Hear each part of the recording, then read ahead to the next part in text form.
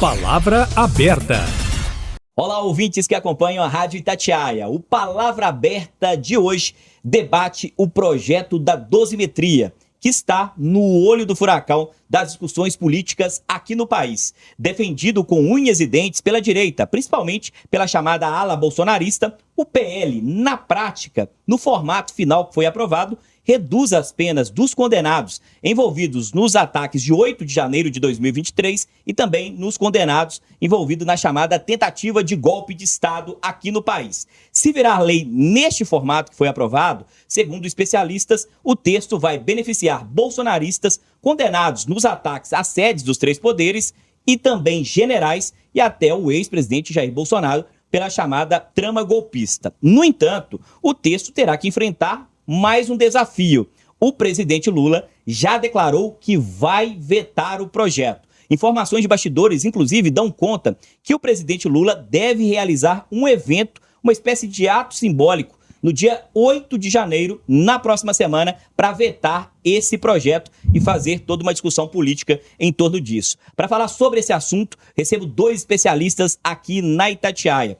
Conosco, nos estúdios da Itatiaia, em Belo Horizonte, o professor e cientista político Adriano Cerqueira. Adriano Cerqueira é cientista político, professor do IBMEC BH e da UFOP, a Universidade Federal de Ouro Preto, além de mestre em ciência política e doutor em história, diretor do Instituto de Pesquisa GIGA. Aqui nos estúdios da Itatiaia, em São Paulo, eu, Mardélio Couto, recebo o também cientista político Elias Tavares. Tavares é cientista político, professor de pós-graduação da Faculdade Damásio e analista político com atuação recorrente na imprensa nacional. É bacharel em ciências políticas, especialista em marketing político e eleitoral, tecnólogo em gestão de partidos políticos, formações essas pela Uninter, além de ser formado em gestão pública pela Universidade AMB Morumbi. Agradeço aos professores, aos especialistas conosco em São Paulo e também em Belo Horizonte. Vou começar em Belo Horizonte com o professor Adriano, falando sobre essa expectativa.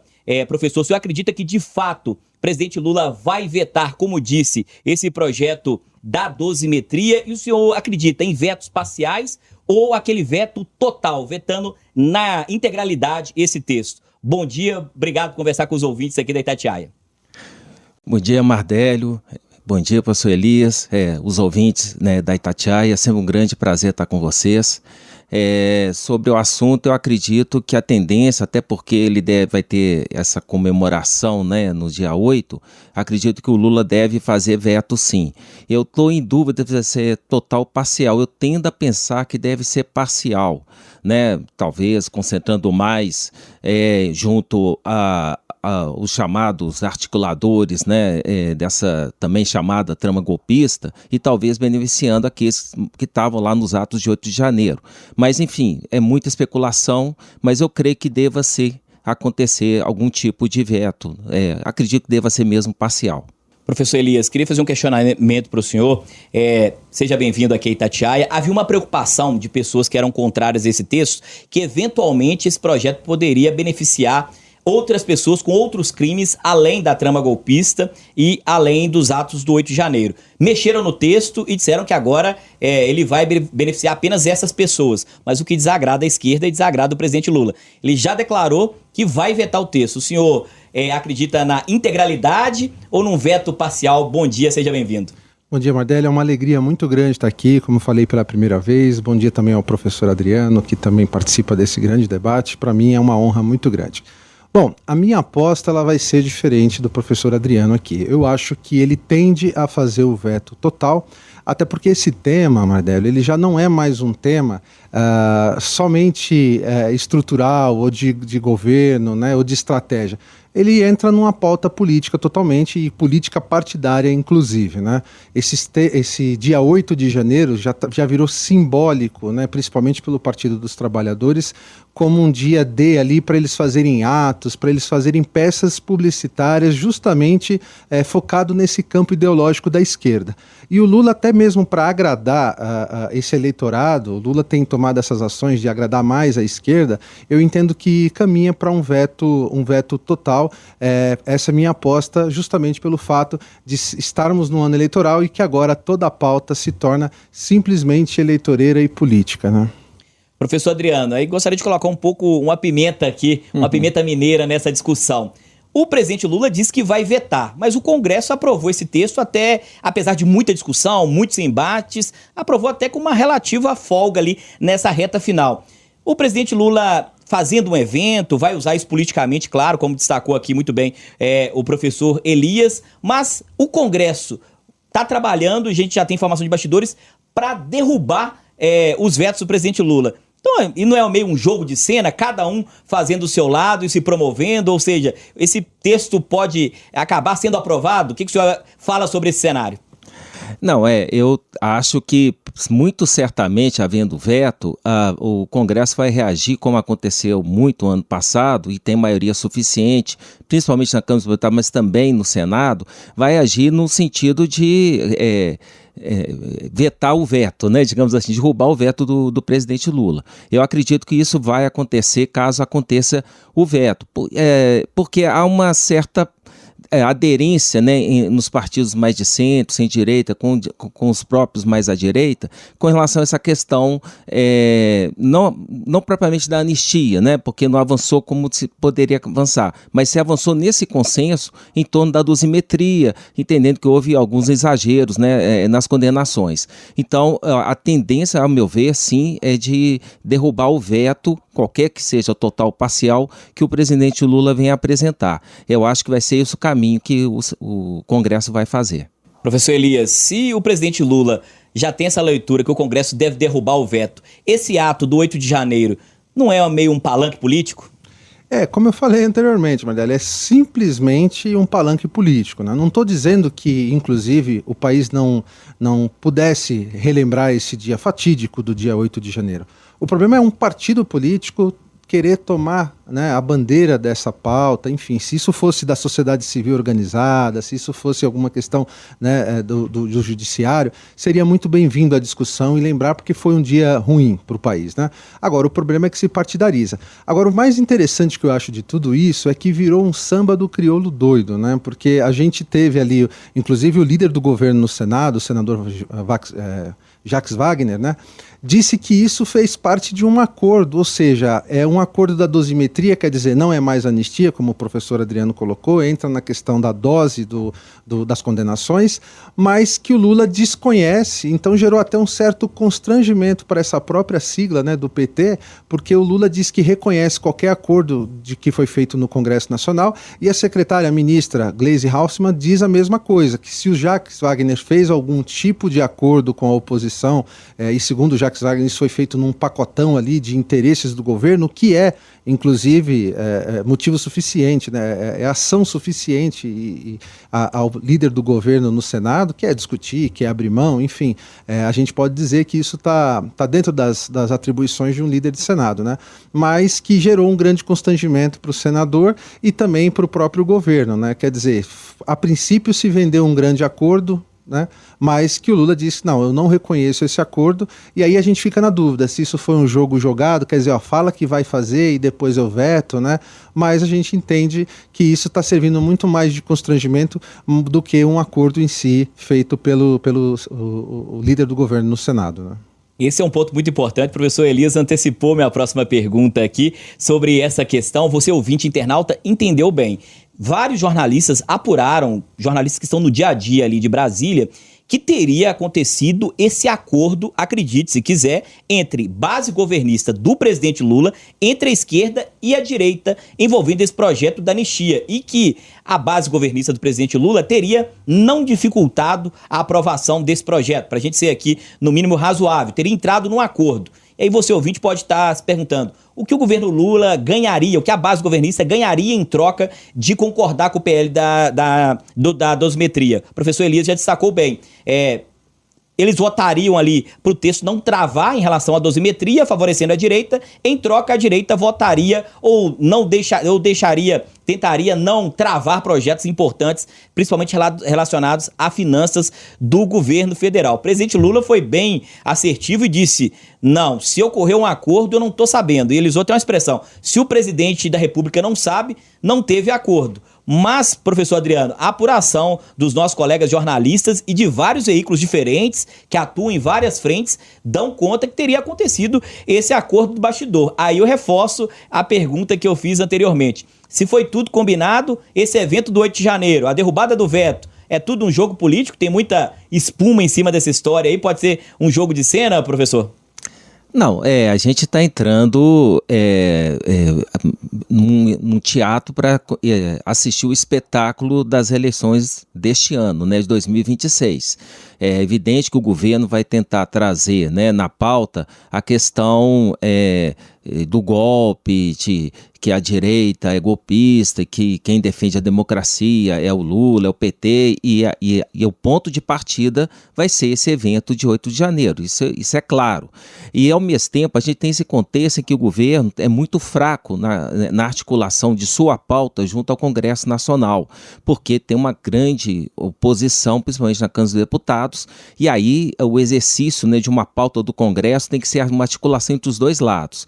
E somando a isso, a inabilidade, né, do Hugo Mota em conseguir negociar essas duas dimensões.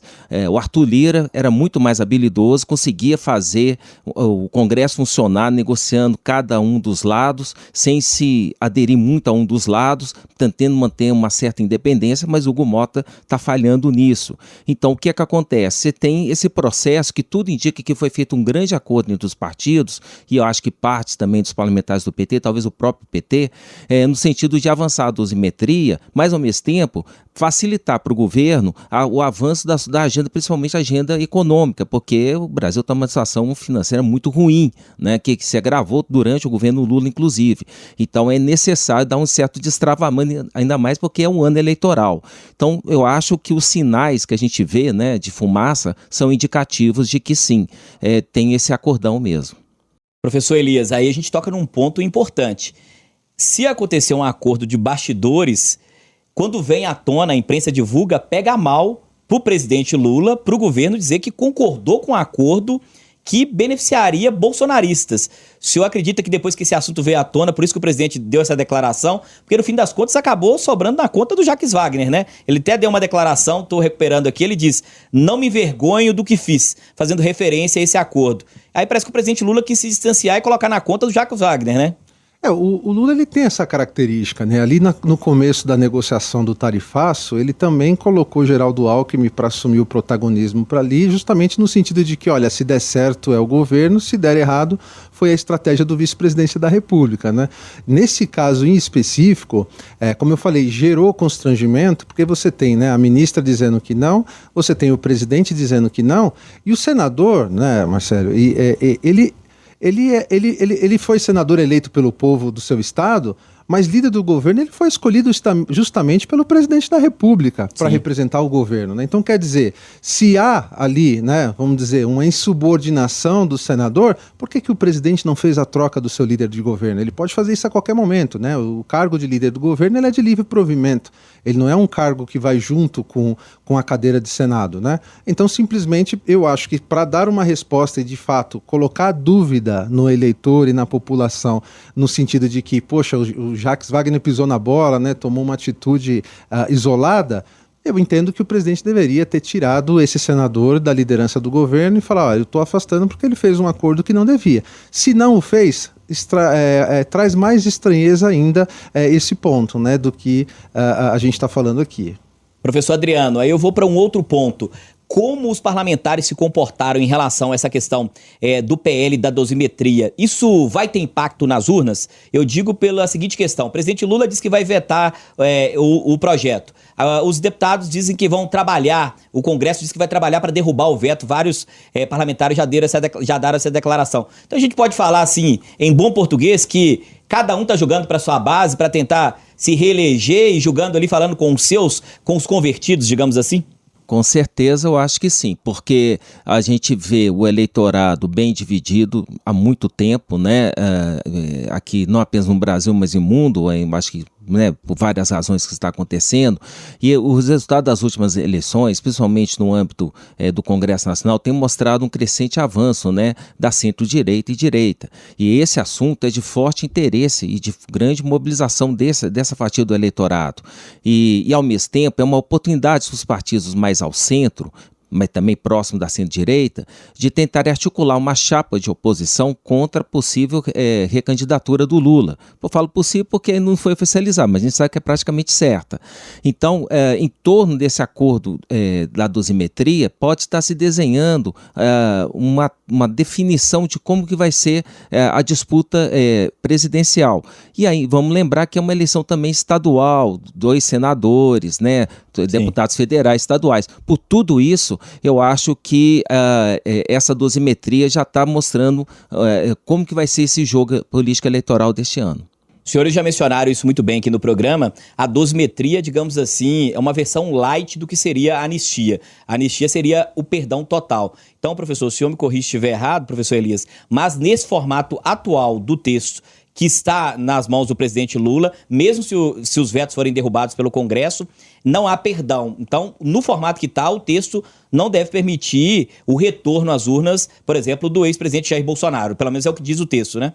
Sim, a anistia, o projeto da PL da anistia, ele foi totalmente sepultado, né? Ele foi trocado ali justamente por esse projeto da dosimetria. Então, nesse ponto, a nossa análise é justamente que não há a menor hipótese hoje do ex-presidente Jair Bolsonaro vir às urnas e ter que optar justamente por um outro nome, né? Agora, só complementando também o que o Adriano trouxe, na minha visão, essa questão ela joga muito mais para os dois campos do Fla-Flu, né?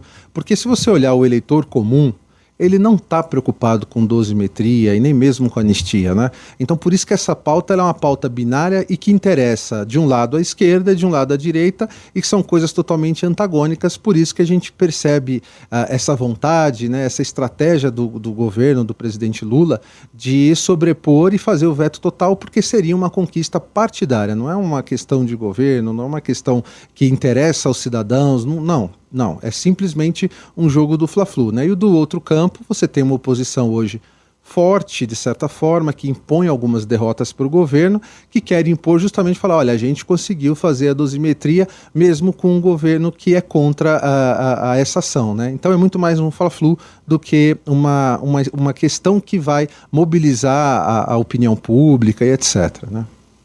Professor Adriano, o presidente Lula também, ao, digamos assim, fazer veto sobre esse texto, ele quer se fortalecer politicamente no entendimento do senhor? E faço a pergunta que eu fiz ao professor Elias. O senhor acredita que esse formato, que o texto foi aprovado no Congresso, se os vetos forem derrubados no Congresso Nacional, esse formato, ainda assim, o ex-presidente Jair Bolsonaro estaria fora das urnas? Com a questão do Bolsonaro, tem que ficar muito claro, ele já está inelegível por outras condenações, né? Então, a questão do Bolsonaro não foi colocada aqui. O que é claro é que você tem a tentativa de construção de uma chapa de oposição, e hoje o nome mais forte que aparece é do governador de São Paulo, né, o Tarcísio, mesmo com esse lançamento, né, da pré-candidatura do Flávio, mas na verdade tudo está indicando essa convergência, só que é importante a aderência do eleitorado que tem em Bolsonaro, né, o seu principal nome. Isso ficou muito claro na eleição de São Paulo do ano passado, né, essa construção de partidos do centro junto com o PL e Bolsonaro para apoiar o Ricardo Nunes, colocando do outro lado, né, mais à esquerda mesmo, né, o Boulos, e isso deu certo, eles elegeram. Eu acho que foi um ensaio do que estão tentando construir em nível nacional, é como eu vejo.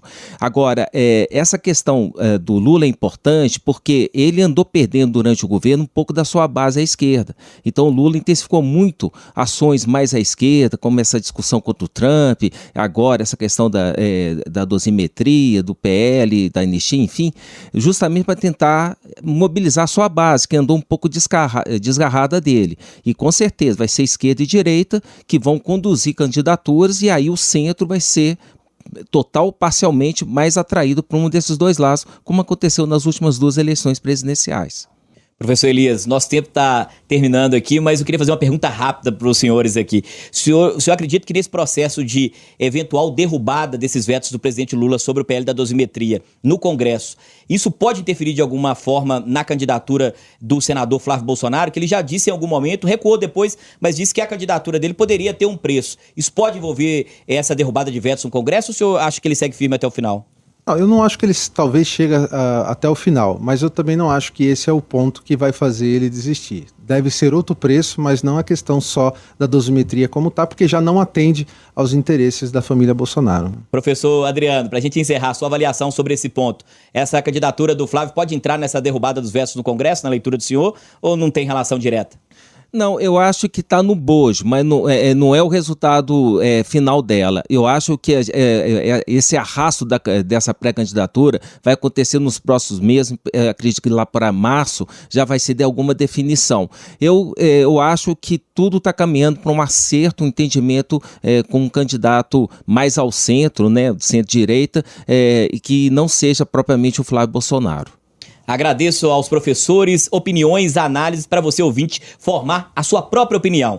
Ponto final aqui no Palavra Aberta, que recebeu o professor e cientista político Adriano Cerqueira, cientista político, professor do IBMEC BH e da UFOP, a Universidade Federal de Ouro Preto, além de mestre em ciência política e doutor em história, diretor do Instituto de Pesquisa Giga. Aqui nos estúdios em São Paulo, nós recebemos o cientista político, o professor Elias Tavares, cientista político, professor de pós-graduação da Faculdade Damásio e analista político com atuação recorrente na imprensa nacional. É bacharel em ciências políticas, especialista em marketing político e eleitoral, tecnólogo em gestão de partidos políticos, formações essas pela Uninter, além de ser formado em gestão pública pela Universidade AMB Morumbi. Eu, Mardélio Couto, me despeço, te espero no sábado que vem. Até a próxima, ouvinte!